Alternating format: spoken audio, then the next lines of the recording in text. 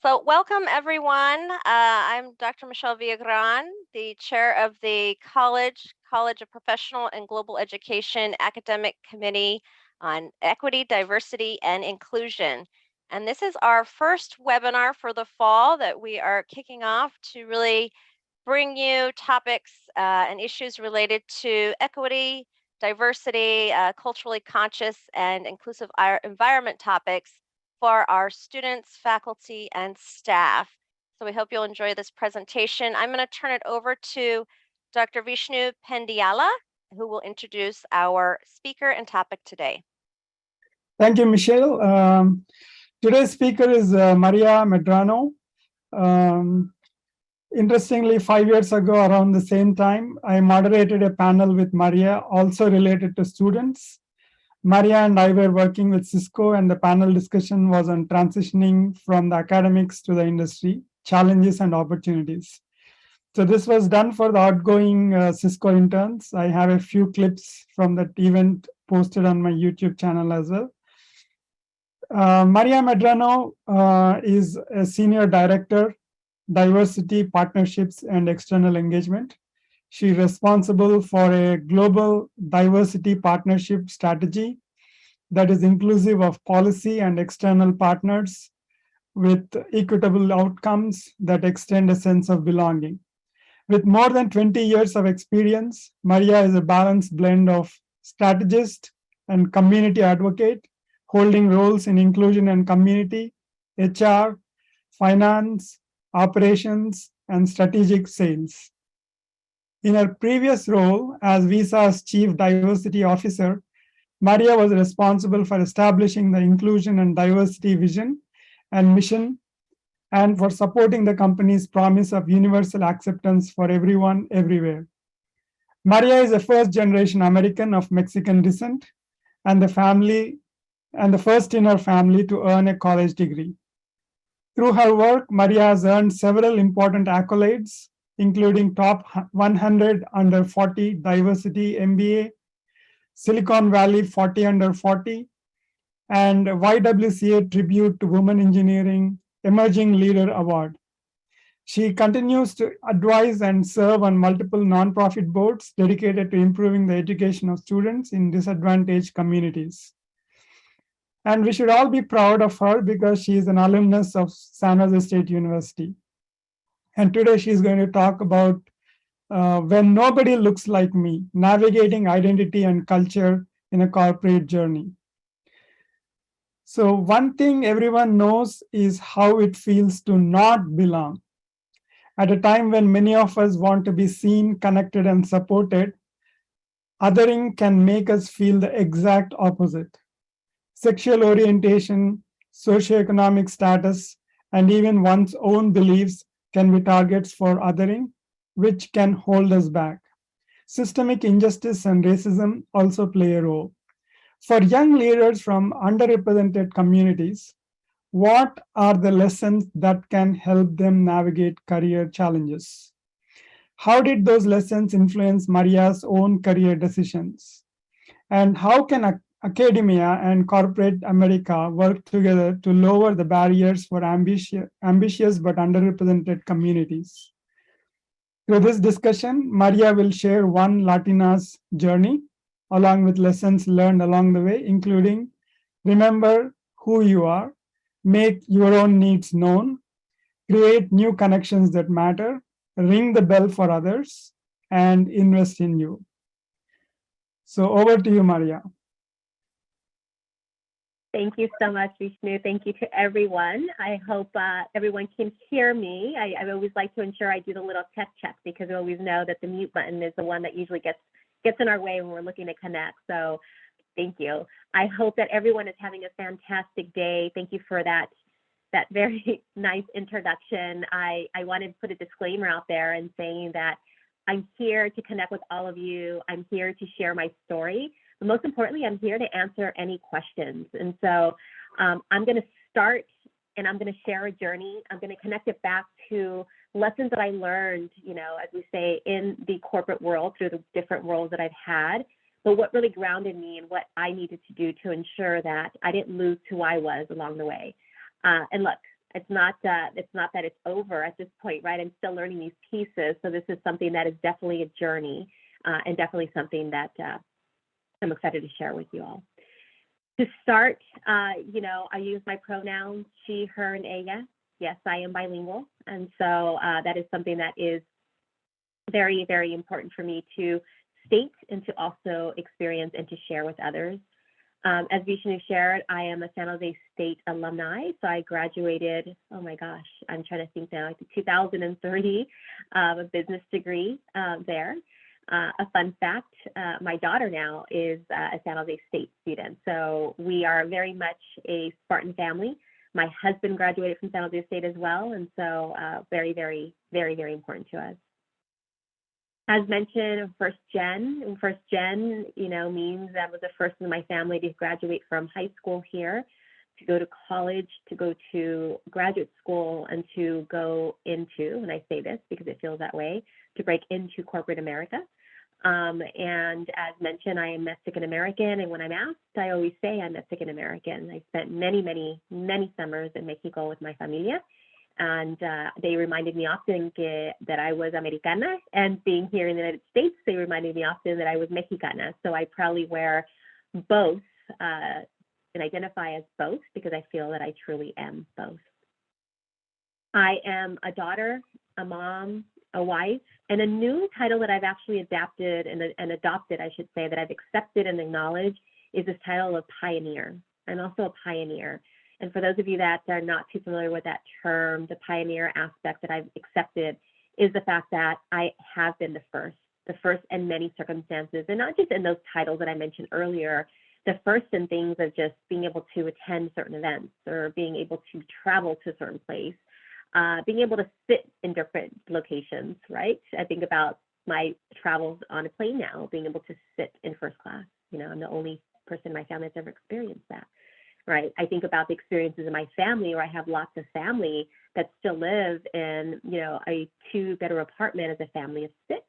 And so I was the first to my cousins to have my own bedroom because my parents were able to buy a 3-bedroom townhouse and I happened to be the only girl. So I was lucky enough to have my own bedroom for the last 3 years that I was at home. And I'm mindful of that because those are things that, again, I don't want to take for granted because it has shaped who I am, and it shapes the fact that I do acknowledge that I am a pioneer and I continue to be one to this day. So I'll change slides here, and hopefully the slides are coming through. I'm going to start with the first piece, and when I talk about the experience of who I am and the work that I've done, I really want to anchor on the fact of the lessons that I've learned. And so I'm going to go through each one of those lessons. I've left it very, very simple because I don't want to get too complicated, but I also want to ensure that folks understand how this meant and what it meant for me at the individual level. And the one thing when we think about belonging, when we think about from a diversity perspective, we ask and we encourage everyone to bring their whole selves to work. Be your whole self. And so you really can't set things apart and say, I'm this person here and I'm this person there. And especially with the pandemic's really, really allowed us and forced us to really ensure that we bring our whole selves to work because companies are not coming into our homes, right, with the technology. And so you can't really separate both. And so if I think about the first, I would say, lesson that's guided me in what I've done is remember who you are. And that's simple to say, it's hard to do. And you have to really invest the time to constantly remember who you are, especially when you're stepping into any type of role that is requiring you or asking you to provide or show up in a certain way. That doesn't mean to put who you are aside. And the reason why that's really important is that as you continue with your careers, there will be very, very, let's put it this way, there will be circumstances and situations where there will be lots of things that are stacked up, whether it be a difficult project, whether it be a difficult engagement, whether it be establishing rapport with stakeholders. And when you start to think about the challenge you have in front of you, you will start to think about ways in which you are not going to be able to get to that challenge. And say, if you're not constantly reminding yourself of who you are and where you've come from and your experiences, you won't be able to reflect back and understand and appreciate the fact that you've actually overcome so many more things that have prepared you to be in the situation or the scenario that you are now. And so as I think about my own experience, I've shared already a little bit about, you know, who I am. And first in my family, as I mentioned, I go to high school. What I haven't shared yet was that my mom was 16 when she had me. And so she was in high school. And at the same time, my mom was an orphan. So my mom didn't grow up in a family with parents. And so there was not that support there. My dad was there. My dad had just came from Mexico. And so he was separated from his family. So we were a young family of 3 at the age of 16. And a year and a half later, my brother was born. So by the time my parents were 18 years old, we were a family of 4. We lived very, very humbly in the city of San Francisco in the Mission District. And the picture that you see here is a picture of the 4 of us. I was about 7 years old there. My brother was about 5.5, 6 years old. You see my dad and my mom. And this is one of those moments that I carry with me often. It was a Saturday morning that my dad came and told us that he heard of this great place called Lake Berryessa. And for those that are aware of the Napa area, it was a beautiful lake. I had never been to a lake, and clearly we didn't have the resources to have a boat. I didn't even know boats existed to be on lakes at this point, right? When you think about what you're exposed to and what you have an opportunity to see, all I knew was that we were going to be by a body of water that was not the ocean. And so this is a picture of us arriving there, not having any, as I say now, any tools. Because if I go to a lake now, I show up very differently, right, as I bring my kids to the lake. But this was us then. And this is one of the most funnest days in my memory bank with my family. And yet it was one of those days where it was so challenging to actually make it here because, again, we didn't have a lot. And so although the idea was sparked on a Saturday to go to Lake Berryessa, we had decisions to make around, do we have enough money for the gas? Do we have money for the toll? Do we have money to buy sandwiches to ensure that we are able to eat well at this lake? And I'll save you from all those details, but as I mentioned, it was one of the most important days in my life with my family.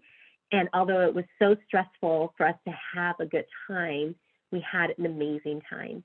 And so this is one of many examples and many stories that I carry with me, that when I think about remembering who you are and sharing with others who you are is an amazing way to establish relationships. It's an amazing way to be able to signal to folks who you are.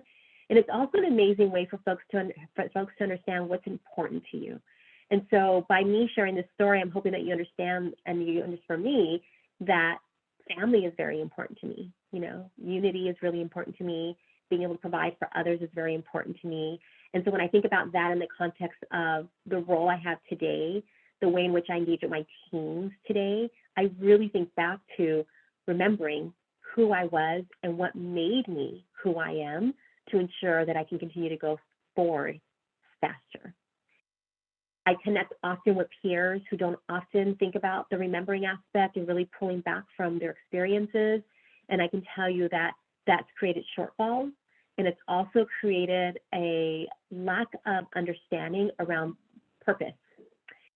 And so for me, if I was to signal a particular word that I would use on this particular tip of remembering who you are, is it helps you set your purpose. And so that is something that I always think of.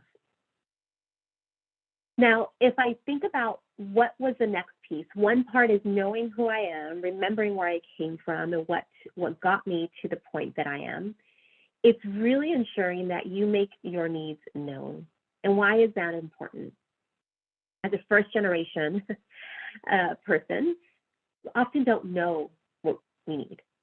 And so I thought about this in the aspect of the last 20 years is I often get the question, how did you get to the role that you are today? And it always goes back to me sharing what value I bring to particular opportunities, but also sharing what I wanted to get out of the opportunities. And by sharing that, taking it one step further and sharing what I needed in order to be successful, to be able to make the opportunity one. And so the picture that you see here is a picture of one of my bosses. Vishnu, probably familiar to you, is one of my bosses at Cisco. I can tell you that this boss not only was my boss, she was first a mentor, and then she became a sponsor. And so the difference between those two, a mentor and a sponsor, is a mentor is going to guide you. They're going to give you some tips. They're going to help support you. But a sponsor is going to speak about your abilities. They're going to take a chance on you. They're going to take a risk. They're going to also know what you need in order to get to that next opportunity or that next project or whatever it may be. And I can tell you that making your needs known is not an easy thing. Sometimes it can be quite intimidating around sharing that, because as a first generation person, at least from my own personal experience, sharing your needs usually correlates to you not being ready or you not knowing what needs to happen next. And for someone like myself, who I take pride in being first generation and I take pride in stepping into new opportunities and unknown territories, I don't ever want that to be seen as something that creates doubt in what I'm capable of doing. What I've learned is that the more vulnerable you are, whether it be with your team, whether it be with your bosses, whether that be with your professors, with mentors, or with sponsors, and making your needs known, people actually want to help invest in you. And an investment can be looked so many different ways. If I look at the relationship that I have with Sherry, it is that she created an opportunity for me to know her network, for her network to know me. She created an opportunity for me to participate in leadership programs. She also gave me opportunities to lead very big projects that I could tell you at the time were very scary. They were not projects that I really had a firm understanding on, but she knew that I had what it took to figure it out. And so the trust that was there between the two was so important. And me ensuring that that trust was one that I kept up, because as much as I was working to hold that trust and build on that trust, I could also break that trust. And that was not something that I ever wanted to do. And so as you think about this in the context of your career, because you're all here at San Jose State, you are in your educational career at this moment.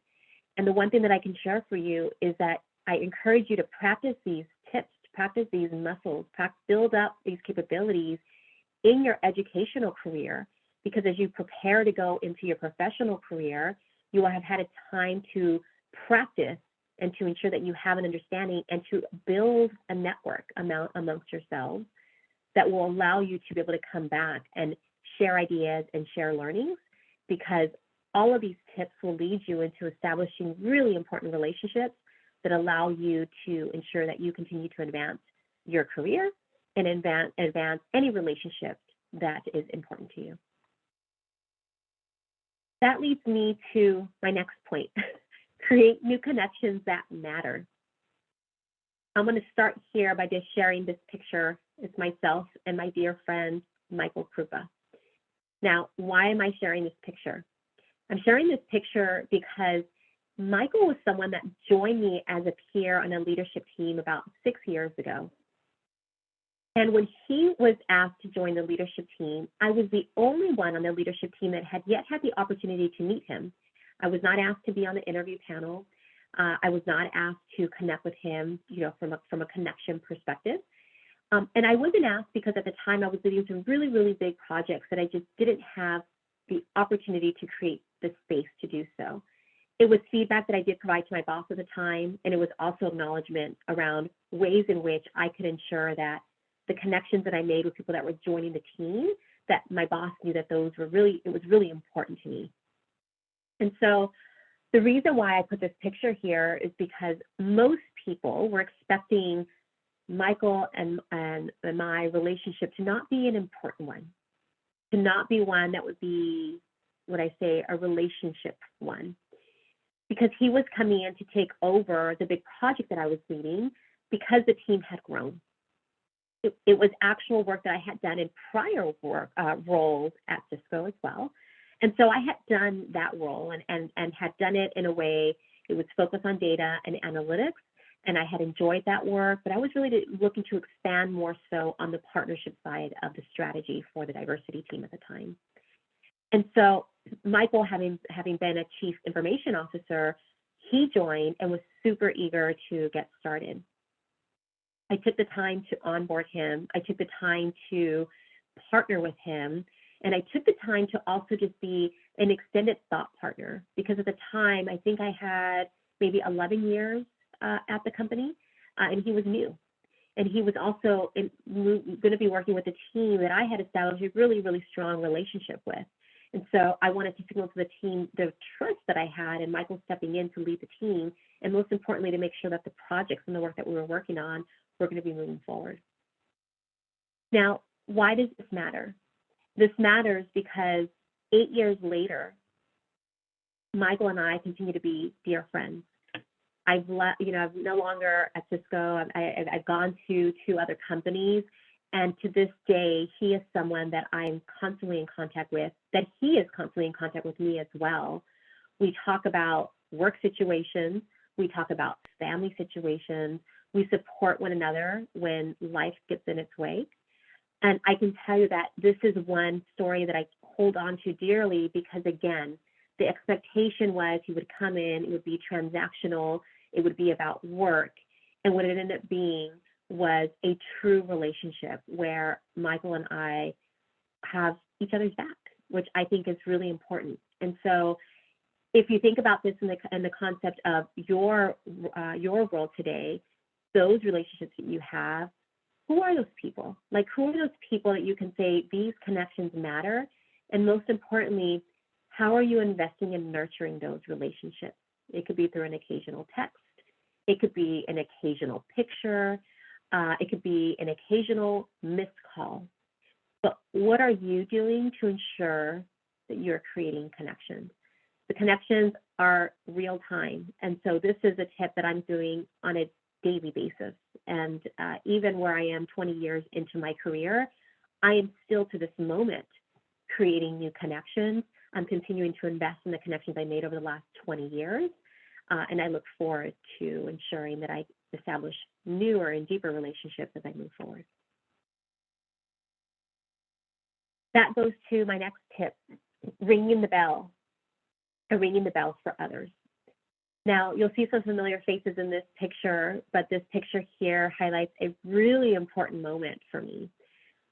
If I can just step back and describe to you what ringing the bell means, I was told by a sponsor many years ago as I was starting my career that as it relates to your career, your development, your goals, it's equally as important to ring the bell, i.e. celebrate, acknowledge, kudos, a pat on the back, just sheer recognition for others' contributions, for others' success, goes such a long way. In this picture, we were at an HR leadership offsite. In the center is Sherry again, who was my boss at the time, and Fran Katsudas, who is the Chief People Officer at Cisco, and my friend Michael, as I mentioned in my prior story. We were all at the leadership offsite that Fran was hosting, and it was a week-long summit. During the summit, it was development opportunities, it was networking opportunities. It was a way for Fran to bring the organization together and basically say, we are one HR. No, gone are the days of us working in silos. And so on the 4th day, I learned that I was actually being offered a new role within the company, which meant that I would need to be transitioning from the team that I was leading and moving on to a new team in the HR organization, doing work that I had never done ever in my career before. So talk about the fear, talk about the negative self-talk, talk about why would you want me to do this work if I've never done it? Well, I had the conversations I needed to have. And to my surprise, once I let the team know that I was going to walk through that door and actually take on that role, the team surprised me with this toast. It's a beautiful restaurant in downtown San Jose. literally made within the hour after I accepted the position. And what I heard when they came together was why they had taken the moment to step away from their dinners or step away from their receptions or step away from their meetings. Because again, teams are there, they're doing their things. These are folks just came separate. And it was all because of this thing about ringing the bell. They shared countless stories of times that I had shown up to support them. They shared examples of how I had partnered with them. They shared examples of ways in which I had shown up for folks when they needed it the most. And it was something that really stuck with me. It's something that I think I continue to do. It's something that when I think about it from a personal perspective, it's what's also set me apart when I think about school, right? When I think about being the first graduate from high school, all those teachers that invested in me because I made their investment worthwhile. And a lot of that is because the service that I provide to others, and like I say, the ringing the bell for others. And so I share this because it's one that I've seen serve me both in my professional and in my personal life. And again, just reflecting on your own experiences, think about ways in which you can do this in small ways. And you'll see that once you start to see the value you get back by doing this, you'll be able to see how you can do this in big ways as well. So the last slide that I'll leave, because I do want to leave time for questions, is the last point of investing in you. This is probably the biggest lesson that I've learned in this last year and a half in the current role that I'm in. And the picture that you see here is a fun picture. It's a fun picture that I took a few months ago at the end of a big sponsorship that my team and I had worked on for several months and executed again. What I learned and what I remember in this picture is the importance of being able to pause and take care of you. Now, I talk to this often. I have an executive coach that I work with. I have families. I have a friendly therapist, because everyone needs someone that they need to talk to. And this is the one that I continue to focus on, I continue to work on. Because if there's a theme that you probably heard in what I've shared so far is that I like to get involved. my brothers and my kids will tell you that I'm constantly getting too involved, and sometimes they want me to kind of take a step back. And it's just because that's the way that I show that I care and that I'm very invested. And so what I've spent the last couple of months, and I would say probably the last year, is really taking a step back and really seeing what do I need to be doing to make sure that I'm whole and that I'm well, so that I can continue to lead the team, so I can continue to be a thought partner to my boss, so I can continue to be on panels and be invited to present, so I can continue to be fill in the dots, right? Those are the things that will carry you forward. And if I look back the last 20 years in my career, the investment has always been there. I remember going through development programs when I became a manager. I remember going through development programs when I became a director. I remember going through development programs when I realized that being a Latina in a tech industry was a lot harder. And so how could I show up to ensure that I didn't leave who I was at the door? Remember who you are, but really ensure that I showed up as an individual, a complete individual that can say, I am Mexican American, first generation. I have been in the tech sector for the last 20 plus years. I lead amazing teams, have traveled the world. I'm a mom of 3 and I've been married for 25 years. Very complete and very complex, as you can see. But if you carve out the space to invest in yourself, and this again is personally and professionally, these are things that continue to help us build up our muscles. And if I think about this in the context of work and your profession, that is what will set you apart when it comes to opportunities, when it comes to projects. What are you doing to continue to add value, but what are you doing to continue to grow, to take on the feedback that you're receiving, to do things differently, to ensure that the teams have what they need to get the work done. So as you think about what this means in regards to your work, in regards to your profession, in regards to your education, the investing the time you're spending in the classroom, the time you're spending here on this webinar, the time you spend with guiding counselors, the time you spend at the Career Center, the time you spend at the library doing research, the list goes on and on. That is an additional form of investment. And it is so important and something that I can guarantee if you build the muscles well while you're getting your degrees, you will just carry that forward as a best practice that would allow you to do that in your professional roles that, again, as I mentioned, will set you apart for greatness. So thank you. Gracias. I promised you a short presentation because I do want to make sure I can get to any questions. And I'll leave you with this last photo here. This should look familiar. It's at the San Jose State campus. This was, I think, last semester. Yes, I was moving my daughter into her dorm. This is my husband, Mauricio, and my son, Mauricio, myself, my son, Mateo, my daughter, Maggie. And this was a family shot. And it was an important family shot because, again, as I mentioned, I went to San Jose State. I went in as a transfer student, so I never had an opportunity to live on campus there because I transferred from Sonoma State University.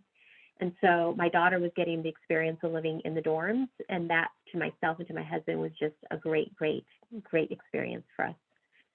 My husband went to San Jose State for his master's program in counseling. So again, both San Jose State alumni, but we never really had the campus Spartan lifestyle because being first generation in our family, we had to work full time while going to school full time.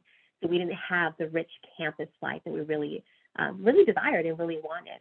And so this picture is really important to me because given the hard work that my husband and I have both done, we are now able to provide that opportunity to our kids. And our daughter's the oldest, so that is why she's the first out the door. My son obviously will be going off next year, and then we have a couple more years for my youngest son.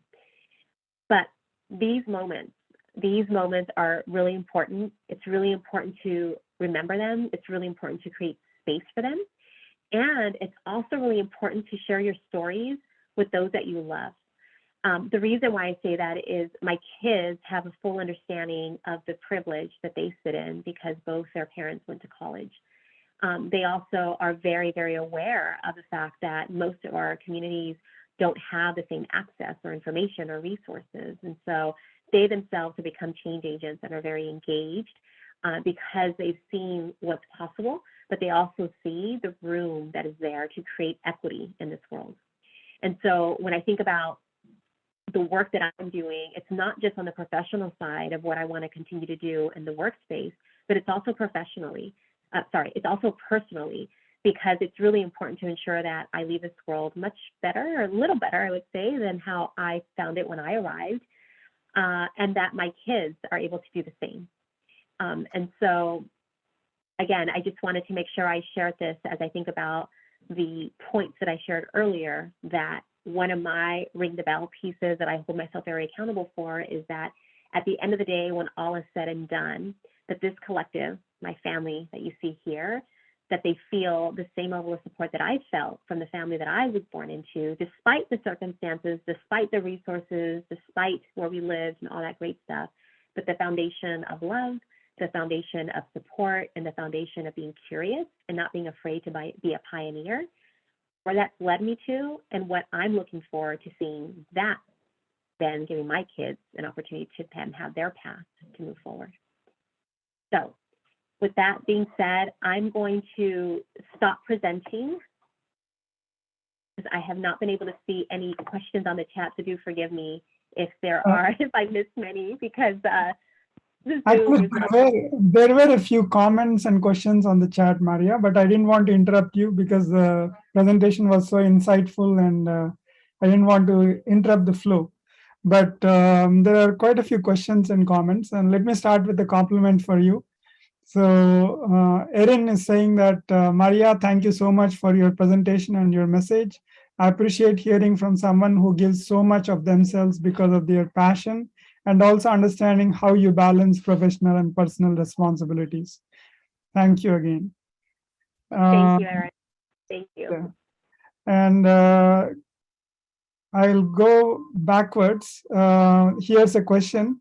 If you have any, okay, this is a comment. But there's another question. What are your thoughts on imposter syndrome? Have you experienced it? What do you tell people who are dealing with it? Yes, imposter syndrome, and let's just put it out there. It's something that I will say most, if not all of us on this call have felt or will feel if you're not yet felt it. It's something that happens when you don't see many people like you in a particular room or particular company. And so what I can tell you is, having been the first in many of the teams that I've sat on, I've been the only Latina, most definitely, and in many cases the only woman. So so I was often what they call the only in those rooms. And when you're in those situations, the imposter syndrome is around, at least from my perspective, I sit back and I observe.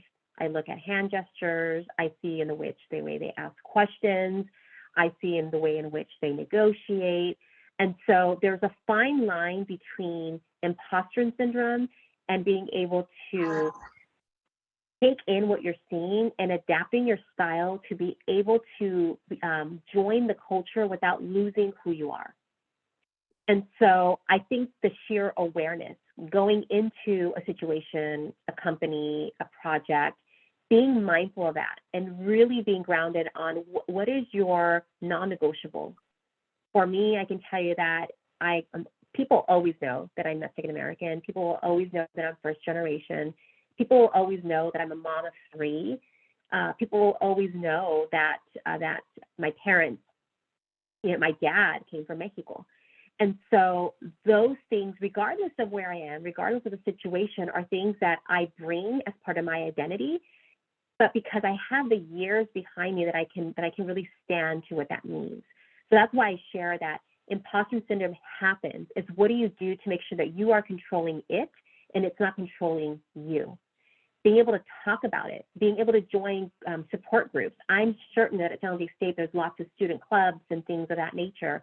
Have those conversations and really ensure that you are investing the time. Goes back to the investment piece, right? To really understand what this means, because it'll creep up and you don't want that to come in the way and impede your ability to deliver whatever's being asked of you. Yeah, thanks, Maria. And the next question is regarding making your needs known.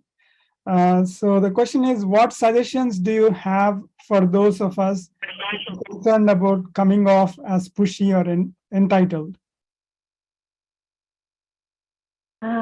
Let's see. I'm going to think about this. For those of us who are concerned. Let me put it out there. So I have a brother. I have 3 brothers in total. The second of the third, I say, is my firstborn because he was born. My dad and my mom decided to wait 13 years and have my next brother, and then wait 19 years and have my youngest brother. So my youngest brother right now, just so you know, he's at San Diego State doing his MBA program. So I still have a sibling that's in college. But the one that gives me this feedback all the time, it says that I'm the instigator in the family. That's the joke in the family, right? Which leads to the pushy and the entitled comment, right? I have a niece who is 7 years old that people say, oh, she's so bossy. I hear that word all the time, and it drives me. So I'm like, she's not bossy. She has leadership qualities, right? She's sharing what she sees, and it's how do you harness that? So the thing about the pushiness and the entitled piece, it's really about I come in approaching about what your intentions are.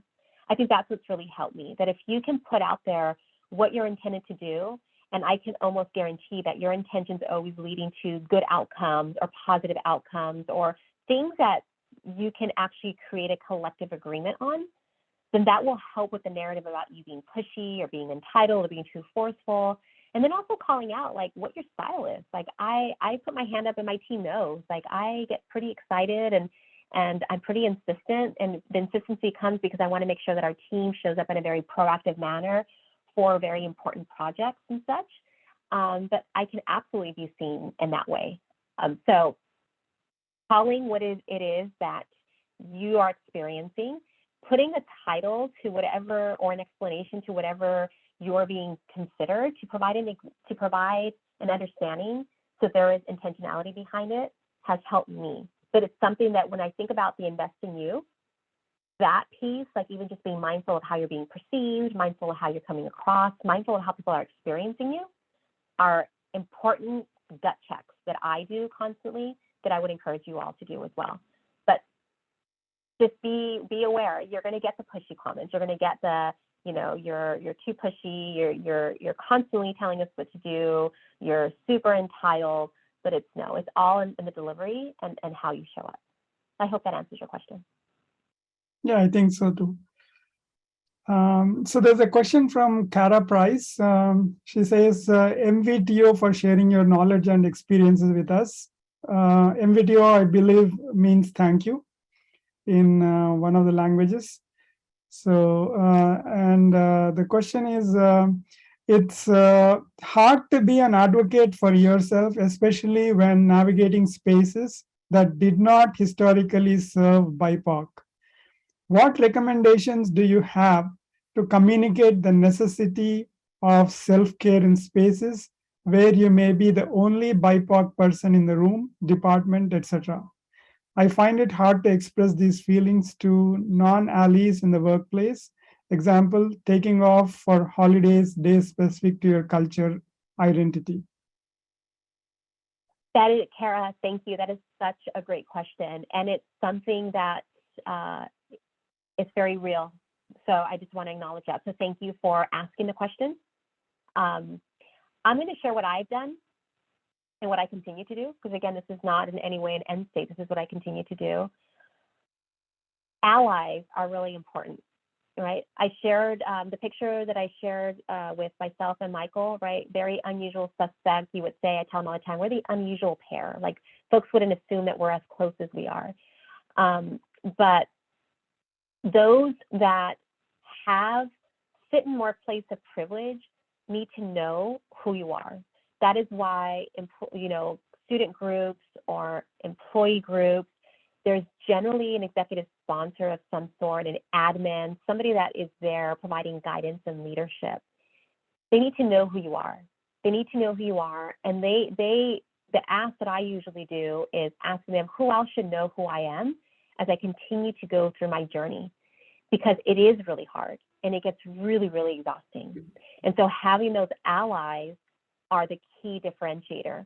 Now, the great thing that I can tell you is that since the racial reckoning in 2020, more and more companies and even educational systems actually have trainings and sessions around becoming an ally and also how to establish a relationship with an ally.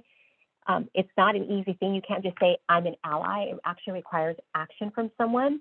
So that's the beautiful thing about you extending an olive branch out to connect with someone that you're interested in being your ally and inviting them into your world, right? It could be through articles. It could be through a publication. It could be with a movie. It could be a particular experience. That gives them an opportunity to be proximate to you. And proximity, for me, is such a huge differentiator. Proximity is just that, being close, being with someone that is different from you so you can experience it. This is super important for holidays and such as well. I was constantly sending reminders or invitations for Independence Day, which is September 16th, not Cinco de Mayo. And then when Cinco de Mayo came around, reminding them that Cinco de Mayo was not Independence Day for Mexico, it was just the battle that was won, down to the time that I celebrate my religion, down whatever it is that you're looking for allyship on, that is where there's that fine line of allyship that then hopefully becomes mentorship, that hopefully becomes sponsorship. I think of it as a life cycle piece. And so, Cara, I would encourage you, think about those people that you've probably seen at a particular meeting. They probably don't know who you are, right? But you've seen them there or you've seen them speak. Think about reaching out to them and introducing yourself, setting up even a 15, 20-minute virtual session to get to know each other and really create opportunities for them to get to know who you are. That will create an opportunity for you to feel supported and be seen and to help you build out that network. And be the change agent on what you need to see change, because you can help advocate for what you need, wherever it is that you are. Thanks, Maria. That's really helpful. And here's a question about for students, actually. So where would you recommend students or those in early career go or look for these new authentic connections? And how do you know that those connections really matter? So the world that we're in now, we're so connected with technology, and the pandemic's created so many virtual opportunities to connect. So I'd say, first of all students, you should have a LinkedIn account if you have not set one up yet, because again, your education is your professional world already. Start it now. Through that, you'll start to see that you start to get connections, and you can start with the people that you know, colleagues that you have in your classroom, teachers, professors, faculty members, whoever it may be. Those lead to you seeing what networks they're a part of, and they'll share different opportunities that come up, little webinars and things that are out there. On campus, I have to assume that San Jose State has campus resources for many different topics or conversations. I'm sure even for this series, I know this is the first for the fall, but you'll have many more series. Continue to come to these, right, and continue and reach out to the presenters that are coming on these, so you have an opportunity to connect in that fashion as well. The big piece is that you have to make yourself available. If it's scary, I promise you, I know, believe it or not, I'm a complete introvert. I was so shy when I was at San Jose State. I was very timid. And I learned through my career that you can't let that get in your way, because the things that I wanted to accomplish required me to actually be an advocate. It required me to be an ally for others as well. And it required me to speak up. So it's out there. It just requires a little bit of initiative to find it. And related to that question, can you please elaborate on how important it is to make connections outside our comfort zones, perhaps with people who don't like us or have shared experiences? Yes. I'm thinking, I have so many examples, and I don't have enough time to share it, but okay, let's just put it this way. The folks that you want to reach out to are the ones that you would be most timid about reaching out to. Let me explain myself better. Don't let the titles get in your way. Don't let a lack of response get in your way. You have to be persistent, and you have to understand what is it that you need from that reach out, which means that when you are reaching out, I would have expected that you have prepared at least 15 minutes or half an hour, whatever time you may have, to understand how you're going to use that time in a way that will be valuable for the both of you. Because let me just share, first impressions matter. So how you reach out, how you interact that first time, how you follow through with commitments you've made, equally all matter. And so what I would encourage all of you to do is, if you don't have, a LinkedIn or portfolio there, create one there. But separately from that, create a short list. But just create a short list of 3 people that you would love to be able at one point to have a conversation with. That you haven't had, you don't know how to reach out to them, just 3 people. Put those on your short list. And then start to think about, if you had time to connect with that person, what would you want? Why would you connect? What would you want out of that conversation? Once you have that pulled together, then think about the reach out. Think about, you're going to reach out, and how would you reach out? Is it an email? Is it a message on LinkedIn? Whatever it may be, to extend the offer. 9 times out of 10, you're going to get a response back, and you're going to have that conversation. If you don't get a response back, there's no harm in following up in, say, 2 weeks. And I would say after the second reach out, if they don't circle back, you can leave it as it is. I've done that plenty of times, and you'd be surprised as to when people come back months later, because it's not, don't people take things personally. Sometimes it's just busy calendars and people traveling and whatnot. So put a plan together, and that would be a way that you can reach out to folks that you're not comfortable with or that are outside of your network. And I have a question myself, actually. So what are some of the roadblocks and pitfalls that the early in career from BIPOC communities need to look for? Great question. Early pitfalls. recognizing that you yourself can get in the way of your own success. That is so important to know, because it can become a blind spot. So it's being really, really focused on what you're looking to get done and accomplished and going for it. And when I say go for it, don't be shy and don't be timid. Be very comfortable in who you are. Be very comfortable in what you know and what you've accomplished and what you're looking to accomplish. Those things are going to be the differentiations between you being able to engage and interact and being left behind, if I'm being honest, right? Because people will get very comfortable, they'll get very, very skittish, and they won't know what to do. And then after a while, they'll think, oh, this isn't for me. And that's the reason why we have so many of our students that have a hard time completing and finishing, because they forget that they forget how to advocate for themselves, or they don't know how to advocate for themselves. And that is why you have to make sure that you are doing that. So as it relates to early in career, just know that you're in control. You will get as much out of it as you put into it. Be intentional, have a plan, and get out of your own way.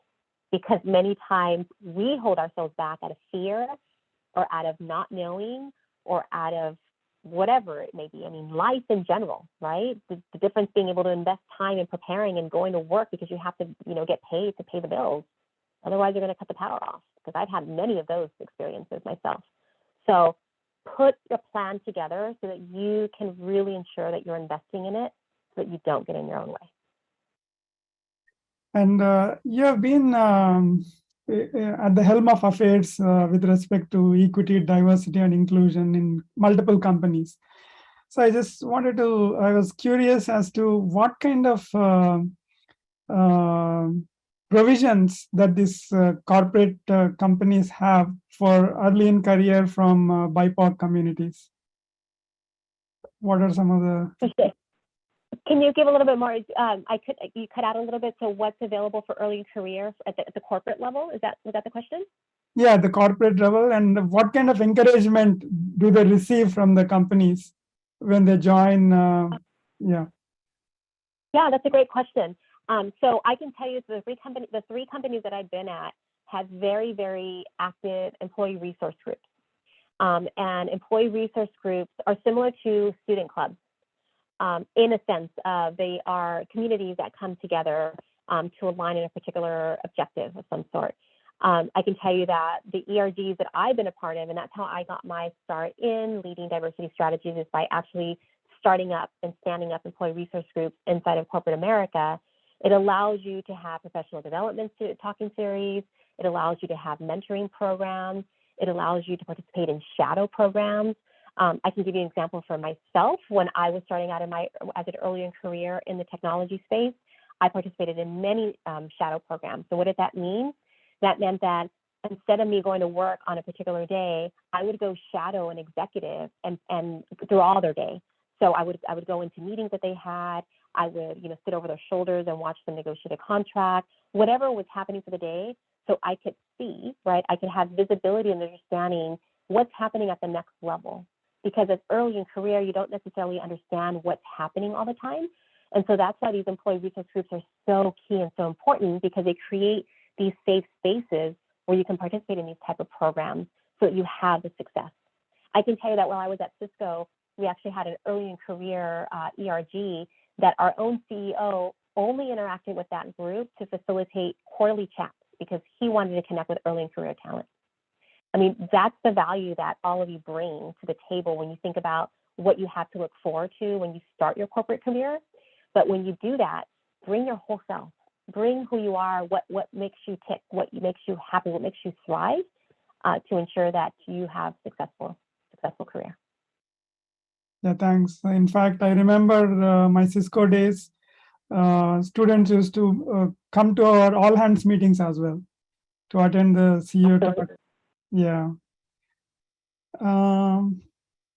So there are no more questions, but there are comments, mostly compliments to your answers. I'll read a couple of them. So first is from Cara Price. She says, MVTO again, your answer is extremely helpful and gives me building blocks on finding and building allies in the workplace. And the second comment is from Erin Robinson. She also says, thank you for saying that bossy and entitled as leadership qualities. My daughter is going to start college next year and is an extremely extroverted and as introvert. I don't understand, but this helps. Oh, Erin, she's going to do fabulous. I wish her the best of luck. And yes, this is one part, her finding herself and you supporting her, but the other part is you being able to understand how best to support her. So kudos to you. And there's also a comment from Adriana. She says, you are a role model to so many of us. Ay, gracias, Adriana. So I think we are almost nearing the hour. So I will turn the control over to Michelle to close the session formally. And once again, thanks a lot, Maria, for accepting our invitation. And it was a pleasure. Thank you, Thank Vishnu. you. And thank you, Maria. This was so amazing. Even I think for, whether you're a student, early career, or even further along in your career, your tips, like your 5 key, I put them on a note card and I'm going to put them on my wall. So I have them like right in front of me. I think we can each take one of those and really like dive further into it to really think about whether it's how are we investing in ourselves? What are we doing today? What will we do later? And just it's like a mantra and having it permanently in our minds as we move through our careers.